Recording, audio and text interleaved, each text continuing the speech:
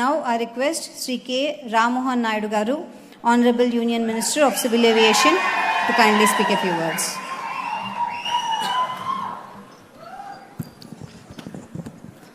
వేదికను అలంకరించిన పెద్దలు, నవ్యాంధ్రప్రదేశ్ నిర్మాత, నిత్య స్ఫూర్తి ప్రదాత, ఆంధ్రప్రదేశ్ రాష్ట్ర ముఖ్యమంత్రి వర్యులు శ్రీ నారా చంద్రబాబు నాయుడు గారు, విశిష్ట అతిథిగా ఈరోజు ఈ కార్యక్రమానికి విచ్చేసిన జాతీయ నాయకులు, ఈరోజు దేశంలో ఏ రాజకీయ నాయకుడున్నా సరే ప్రతి ఒక్కరు కూడా ఒక ఇన్స్పిరేషన్గా తీసుకోవాల్సినటువంటి వ్యక్తి minister for road transport and highways కేంద్ర మంత్రి వర్యులు నితిన్ గడ్కరీ గారు.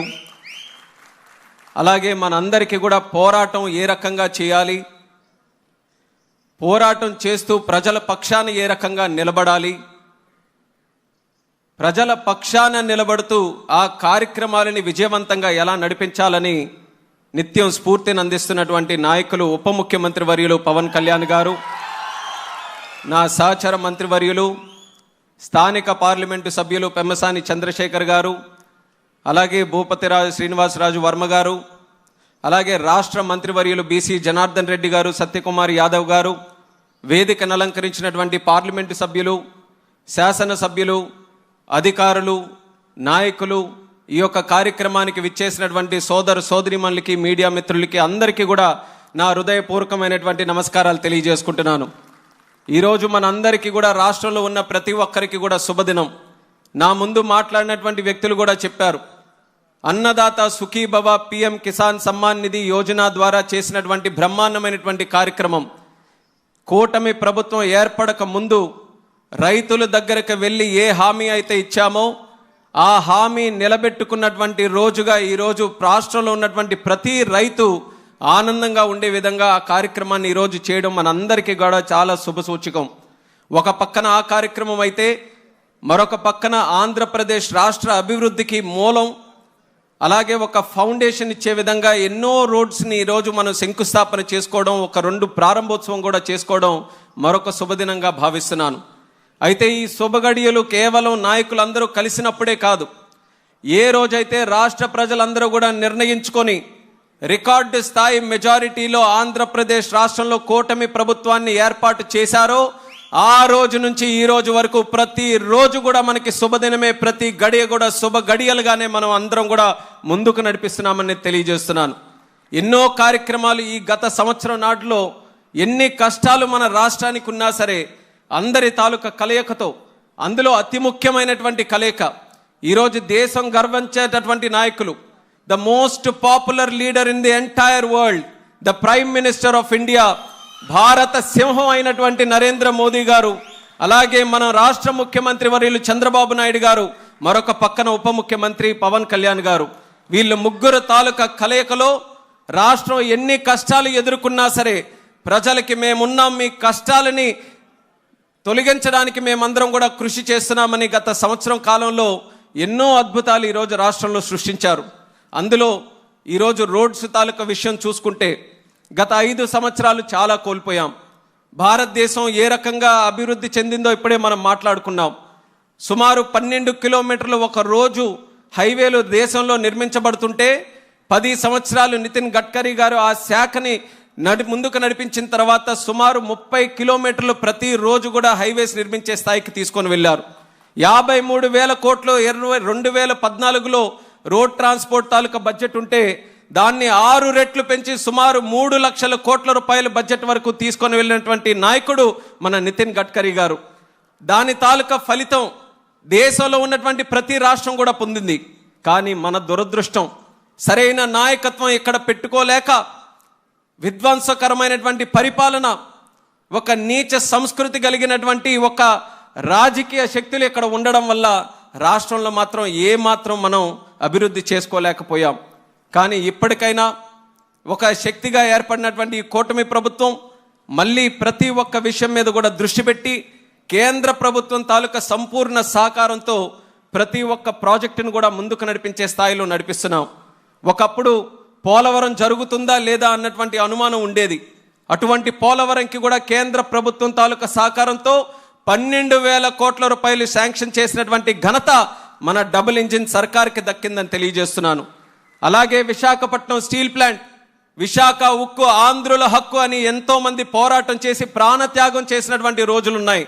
అటువంటిది ఆ విశాఖపట్నం స్టీల్ ప్లాంట్ తాలూకా భవిష్యత్తు అగమ్యగోచరంగా మారితే దానికి సుమారు 11,000 కోట్ల రూపాయలు మళ్ళీ తీసుకొని వచ్చి విశాఖ ఉక్కుని మరింత బలంగా ముందుకు నడిపించే స్థాయికి ఈరోజు కూటమి ప్రభుత్వం నిర్ణయం తీసుకుందని కూడా తెలియజేస్తున్నాను.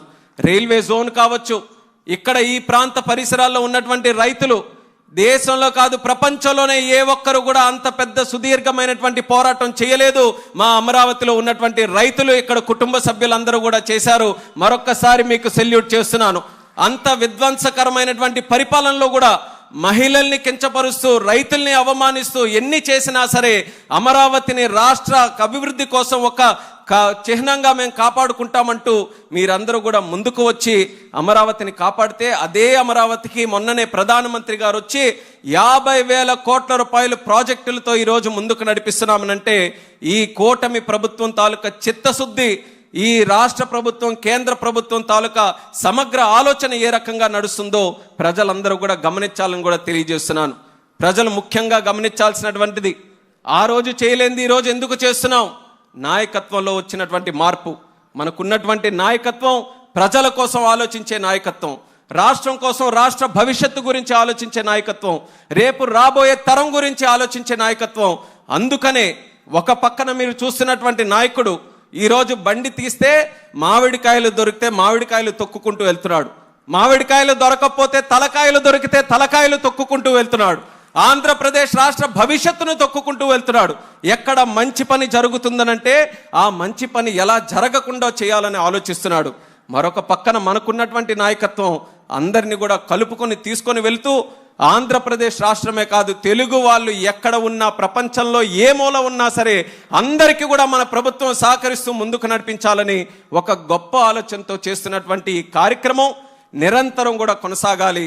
మనకు జరుగుతున్నటువంటి తప్పులు ఏంటంటే చెట్టును మనం నాటి నీళ్లు పోసి తీరా కాయలు కోసుకునే టైంకి ఒక కషాయవాడిని పెట్టి ఆ కాయలే కాకుండా చెట్టును కూడా నరికే పరిస్థితి ఆంధ్రప్రదేశ్ రాష్ట్రంలో వచ్చి ఎందుకు మనం బాగుపడట్లేదని తిరిగి మనకే ప్రశ్న అడుగుకుంటే అది ఎంతవరకు న్యాయమో రాష్ట్ర ప్రజలు కూడా ఆలోచించాలి.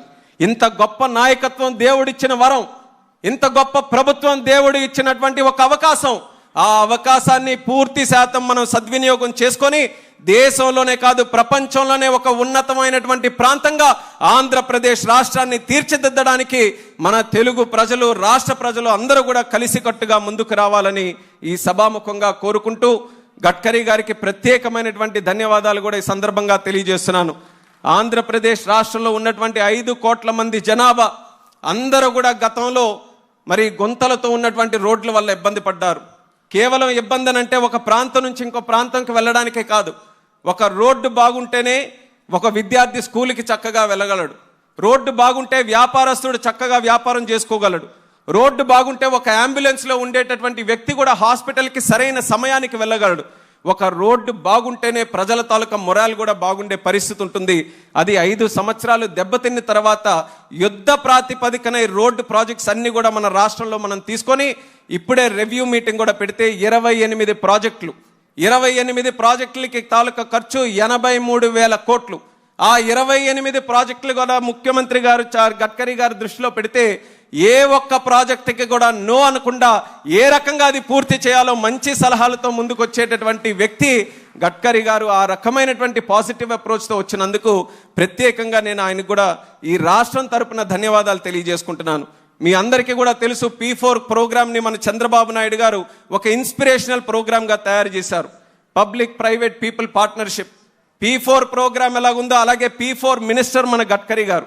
P4 అనంటే పాజిటివ్ మినిస్టర్, ప్రోయాక్టివ్ మినిస్టర్, అలాగే మనకందరికీ కూడా ప్రాక్టికల్ అప్రోచ్తో నడిచే మినిస్టర్. పాజిటివ్, ప్రోయాక్టివ్, ప్రాక్టికాలిటీతో పాటు 4వ P పీస్ఫుల్ మినిస్టర్. ఎప్పుడు కూడా ఆయన ఎవరి మీద అరిచేది ఉండదు, ఎవరి మీద ఆగ్రహం అయ్యేది ఉండదు. కేవలం వాళ్ళ పార్టీ అనో లేకపోతే వాళ్ళకి చెందినటువంటి నాయకులనే కాదు, ప్రతిపక్షం వాడు వచ్చినా సరే వాడిని గౌరవించుకొని ఆ విషయం ఏంటో తెలిసి ఆ విషయం నేను ఎలా పరిష్కరించగలనని ఆలోచించేటటువంటి మంత్రి మన నితిన్ గడ్కరీ గారు అన్నది మరొకసారి గర్వంగా ఈ సందర్భంగా తెలియజేస్తున్నాను. गडकरी जी, मैं 2014 में MP बना था, बहुत ही कम उम्र में मैं बन गया था हमारे चंद्रबाबू नायडू जी के आशीर्वाद से। और 10 साल में मैं काफी बार कई मंत्रियों के पास गया, बट ऐसा कहीं पे भी एनर्जी, इतना पॉजिटिव एनर्जी कोई भी मंत्री के पास मुझे नहीं मिला। जब मैं आपके पास आता था तो ऐसा लगता था कि कहीं ऐसे मंदिर के पास ही आ गया हूं। सब लोग आते थे अपने अपने मांगे रख के, और सब वापस जब जाते थे जैसे कोई वेंकन्ना मंदिर के पास जाए और खुशी से जाते हैं, उसी तरह आपके पास आके वो सब जाते थे। और 10 साल में ये देखता रहा। और जब मुझे मंत्री बनने का एक अवसर मिला, फिर भी हमारे ब्लेसिंग्स हमारे चंद्रबाबू नायडू जी के, तो मेरे को एमपी के सारे चीजें मेरे को पता थे, पर मंत्री का कुछ पता नहीं था। और मंत्री बनने के बाद एक तो सिविल एविएशन मिला, और मेरा 10 साल का एमपी का टाइम में ऐसा गुजरा कि मैं कभी सिविल एविएशन मिनिस्टर के पास ही नहीं गया। तो मुझे पता नहीं होता था कि डिपार्टमेंट में भी कैसा होगा, डिपार्टमेंट कैसे चलाएंगे और क्या चीजें होंगे। और शुरू के दिन से ही ऐसा होता था कि सारे देश के जितने भी एमपीस रहते थे, क्योंकि जिस तरह से एविएशन में भी विस्तार हुआ, जिस तरह से बढ़ोतरी हमें देखने को मिला देश में भी, तो उसी तरह लोग जब मेरे पास आते थे तो मैं काफी कंफ्यूज रहता था कि कैसे संभालें। तब मैंने एक सोच में एक साथ मैं आगे चला कि जिस तरह हमने देखा कि गडकरी जी वो मंत्रालय चलाते हैं, जिस तरह लोगों को खुश रखते हैं, एमपीओ के सारे चीजों को वो ध्यान में रखते हुए काम करते हैं, उनको इंस्पिरेशन लेके हम काम करेंगे। और मैं कह सकता हूं सर गर्व के साथ, पिछले 1 साल में आपको ही इंस्पिरेशन लेके मैंने काम किया है। और मुझे कई बार मेरे को सुनने को मिला है कि सर आप गडकरी जी जैसे काम कर रहे हैं, तो वो मेरे लिए बहुत सौभाग्य की बात है। और उसी तरह आगे चलते हुए भी आपको आपके मार्गदर्शन में, क्योंकि లాజిస్టిక్స్ విషయంలో ఈ ఆంధ్రప్రదేశ్ రాష్ట్రం ఒక హబ్గా తయారు చేయాలని చంద్రబాబు నాయుడు గారి తాలూకు ఆలోచన. లాజిస్టిక్స్లో రోడ్స్ కానీ, రైల్వేస్ కానీ, ఎయిర్పోర్ట్స్ కానీ, పోర్ట్స్ కానీ, అందులో ఎయిర్పోర్ట్స్ తాలూకా విస్తరణ కూడా ఈరోజు రాష్ట్రంలో, దేశంలో అతి ముఖ్యమైనటువంటి కార్యక్రమంగా నరేంద్ర మోదీ గారు ముందుకు నడిపిస్తున్నారు. గత 10 సంవత్సరాల్లో భారతదేశంలో ఏవియేషన్ చూసినటువంటి గ్రోత్ ఏ దేశంలో ఎక్కడ కూడా చూడలేదు. భారతదేశంలో 74 ఎయిర్పోర్ట్లు 2014లో ఉంటే ఈ రోజుకి 162 ఎయిర్పోర్ట్లు అయ్యాయి. నేను మంత్రి అయినటువంటి సంవత్సర కాలంలోనే 8 కొత్త ఎయిర్పోర్ట్లు మనం లాంచ్ చేశాం. ఆ రోజు 2014లో ఎంతమంది ప్రయాణికులు ఉండేవారో దానికి 2 ప్రయాణికులు ఈ రోజు మన భారతదేశంలో తిరుగుతూ ఉన్నారు. అలాగే మనం చూసుకుంటే ఎయిర్ క్రాఫ్ట్ల తాలూకా సంఖ్య కూడా ఈ రోజు డబుల్ అయ్యింది. ఆ విజన్తోనే ఈరోజు చంద్రబాబు నాయుడు గారు ఒక లాజిస్టిక్స్ హబ్లో మన ఆంధ్రప్రదేశ్లో ఉన్న ఎయిర్పోర్ట్లు కూడా మనం పెంచాలి, రోడ్డు నెట్వర్క్ విస్తృత చేయాలి. మనకు ఏదైతే తీర ప్రాంతం ఉందో అందులో ఉన్నటువంటి పోర్టులను కూడా మనం సద్వినియోగం చేసుకొని గేట్వే ఆఫ్ ఇండియా లాగే మన ఆంధ్రప్రదేశ్ రాష్ట్రాన్ని మనం తయారు చేయాలని ఒక మంచి ప్రణాళికాబద్ధంగా ఆయన అడుగులు ముందుకు వేయడం జరుగుతుంది. రాష్ట్ర ప్రజలకి మరొక్కసారి సభాముఖంగా తెలియజేసుకుంటున్నాను, విధ్వంసం చేయడం, చెట్టులు నరకడం, తలకాయల మీద కార్లు నడిపించేయడం, ఇవన్నీ కూడా చాలా సునాయాసంగా చేసేటటువంటి పనులు. కష్టపడడం, చెమటోడ్చడం, ప్రతిరోజు కూడా ప్రజల కోసం అహర్నిశలు కష్టపడడం, ఎంత వయసు వచ్చినా సరే ఉత్తేజంగా, ఉల్లాసంగా ఈ రాష్ట్రం కోసం అహర్నిశలు కూడా కృషి చేయడం, అది ఒక మహానాయకుడు ఉండాల్సినటువంటి లక్షణం. అది మన చంద్రబాబు నాయుడు గారికి ఉంది.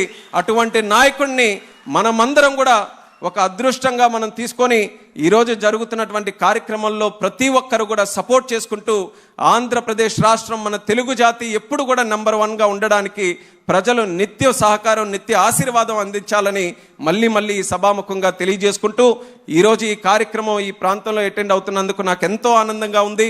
ఈరోజు జరుగుతున్నటువంటి ప్రోగ్రామ్స్ కూడా కేవలం ఒక ప్రాంతానికి చెందినటువంటివే కాదు, మన శ్రీకాకుళం జిల్లా నుంచి అనంతపురం వరకు ఎన్నో రోడ్లని ఈరోజు మనం కలుపుకుంటూ చేసుకున్నాం.